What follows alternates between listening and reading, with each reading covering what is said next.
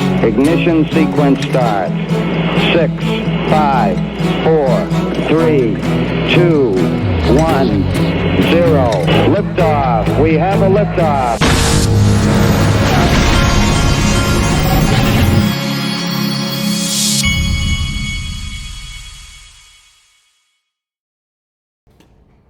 Hey everybody, this is the Digital Asset Investor, and look what linked to. Let's start it off. They're doing a happy 4th of July on their Twitter feed, and as you know, they're one of my sponsors, so we may as well refer you to the link in the top of the description. Now, Stuart Alderati had a message from about 4th of July too. He says, without the consent of the legislator, swarms of officers, unelected bureaucrats harass our people. Just one of the injustices the General Congress of the 13 United States of America rejected in 1776 in its unanimous declaration. Now, the Peter St. Onge, I always wonder if I'm screwing his name up. Peter St. Onge, who I'm assuming is French, Canadian, maybe. Anyway, he's got an interesting little video he did today. Our independence in exile. Listen to this. It has been 247 years since the American people threw off the oppressive yoke of a foreign power and replaced it with the modern world's most glorious ruling document, the U.S. Constitution. One of the most pro-freedom constitutions in world history, and certainly in the modern world. Because, happily, the Constitution is based on the fundamental assumption that government is evil, and the people must be able to defend against it. That Constitution, in my opinion, is America's superpower. It's what separates us from the beasts and from the socialists. After all, plenty of countries have independent-minded people, like, say, Australia or once upon a time, Canada, and yet they have become docile subjects in a way that Americans have not, I think because of our Constitution. The First, Second, Fourth, and Fifth Amendments have been a lighthouse, bringing us back every time we stray, back towards a free people with the inalienable right to self-defense, both physically and politically, against what the framers saw as an inevitably predatory federal government. But the Constitution's greatest prizes are what's to come, the parts that are not currently enforced.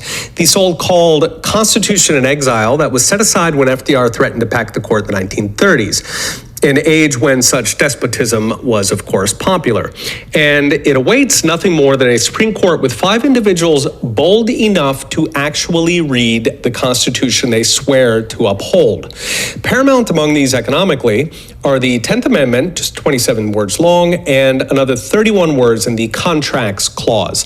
The 10th says anything not literally spelled out in the Constitution is reserved for the people or the states. This would abolish almost everything the federal government does today. They'd be down to national defense, courts, and naming post offices.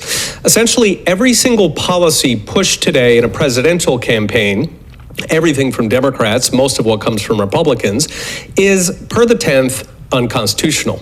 Among the things the 10th would abolish include the Federal Reserve, indeed paper money, because the Constitution delegates neither. The federal government is allowed to regulate money, as in ensure that a 1-ounce gold coin in fact contains 1 ounce of gold.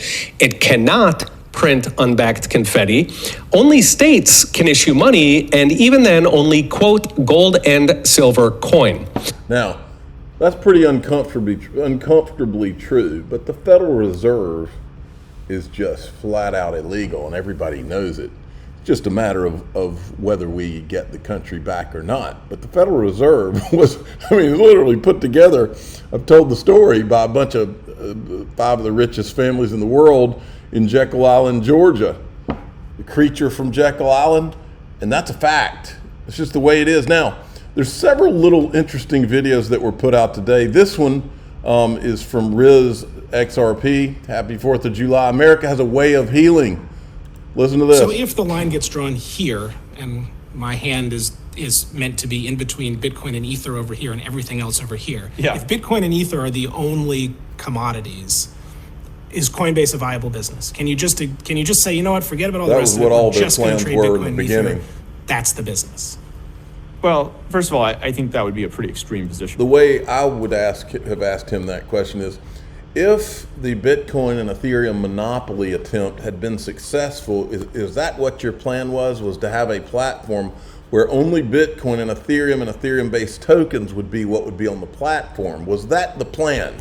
And were you aware of it? That's not what the rest of the world, including Europe and the UK and Singapore and Hong Kong, have done. So let's put that aside for a minute. I don't think that's actually, I don't think that's what the law says either. But so Bitcoin and Ethereum are the majority of our revenue today in the trading world, right? Now, we also make quite a bit of revenue. Almost 50% of our revenue is from non-trading fees, right? And then we also have revenue outside of the United States, right? So I guess even in that scenario, yes, we're a viable business and there's lots of things, but I also think that's just not what's going to happen, because that's not where Congress is headed.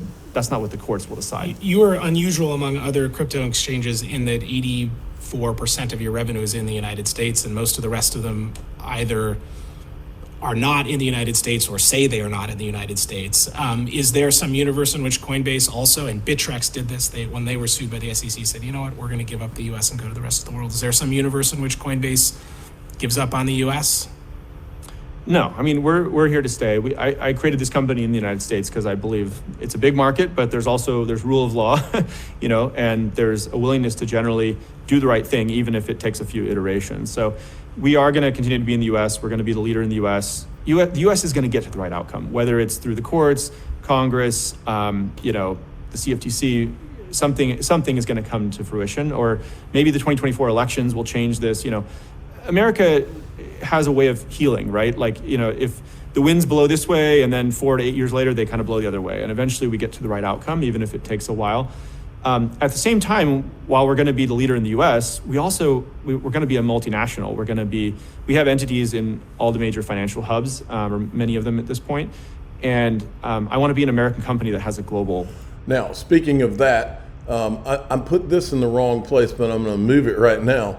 Bill Morgan, who's an attorney, said, I've asked, re-asked, and re-asked why Coinbase continues to halt on XRP trading on its exchange while not pausing the trading for other coins and your own staking service the SEC calls a security, and why you don't explain the inconsistency. The only conclusion, another motive.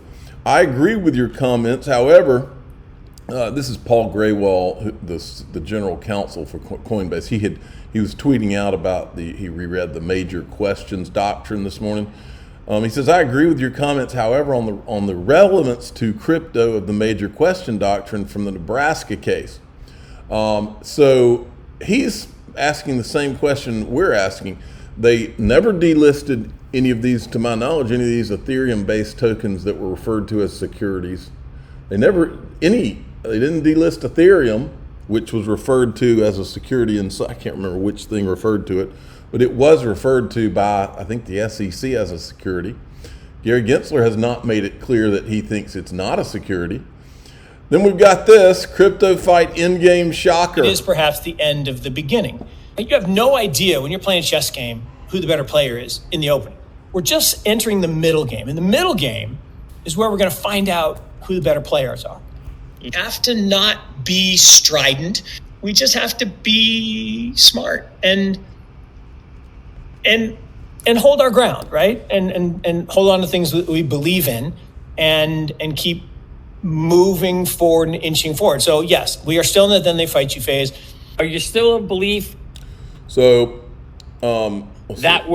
this is going to end around 2027, or does the look? I mean, that's my thesis. So I'm like, well, third ends in 2027. I don't think it's going to take that long. Now, John Deaton made a good point. Yesterday, Cameron Winklevoss did an earn update. It's an open letter to Barry Silbert of the Digital Currency Group.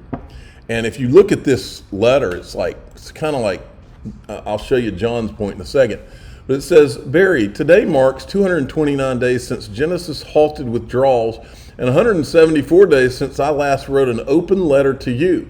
As a reminder, I write to you on behalf of 232,000 earn users who have over $1.2 billion of assets trapped in Genesis, a company owned and controlled by the Digital Currency Group, a company owned and controlled by you. As you well know, the digital currency, anyway, it's an open letter, but John Deaton made a very good point. I just read this open letter as someone who files lawsuits. My question is, if Cameron can prove what he claims, why not just file the damn suit? I learned a long time ago, in a moment of crisis when integrity and honor mean everything, and someone shows you who he really is, take him at his word and his actions. Then we've got, I wanted to show you this too. This is, there are some things, there are no coincidences, folks. And this is the blockchain backer, and he's talking about XRP getting stopped every time it approaches, every time its market cap reaches the same as Ethereum. Listen to this. I've shown this many times before, that there seems to be a threshold for where XRP is kind of forced to stop out with its market cap, and it has to do with Ethereum. And we can compare Ethereum's market cap to XRP's, and what we will actually see in here is that the threshold for where it really gets stopped is whenever it kind of reaches out there to Ethereum. At least that's what we saw in 2017, 2 separate times. Bypassed it slightly, lost it, bypassed it slightly, lost it, bypassed it, lost it, bypassed it, lost it. Could not get above Ethereum. However, crossed over it approximately 5-6 times over the course of 2 years. Now, I don't know why, but this just reminds me of that clip where Mike Novogratz and his buddies at Multicoin Capital are shorting XRP and going out and making sure everybody knows they're shorting it. I don't know why it reminds me of that. Look at this. World's 500 richest people added $852 billion to their fortunes in the first half of 2023. Each member of the Bloomberg Billionaires Index made an average of $14 million per day over the past 6 months. Musk's net worth grew the most in the first half of 2023. I want to finish with this. This is a great clip from Black Swan Capitalist. Check this out. We are really in this massive global competition all over the world for the future of our financial infrastructure. I believe that much of that is going to come from disruptive financial technologies like crypto, like fintech. And the country that captures the talent that's building out these really fascinating financial rails is going to find themselves in the next 3 to 5 years very much at the center of our global financial infrastructure. I'm really pleased that attention is now focused on the role that cryptos can play. There are some cryptos that are working with regulators and are working with banks. I agree. Ripple right. would be an example. Ripple would be an XRP. example, right. Now this is and I can imagine in the next 5 years, instead of us doing sterling against the dollar or sterling against yen and doing these kinds of transactions, we'll do sterling versus Ripple. And the reason being, dollar right now is a 2-day settlement. With something like Ripple, you could do settlement in seconds.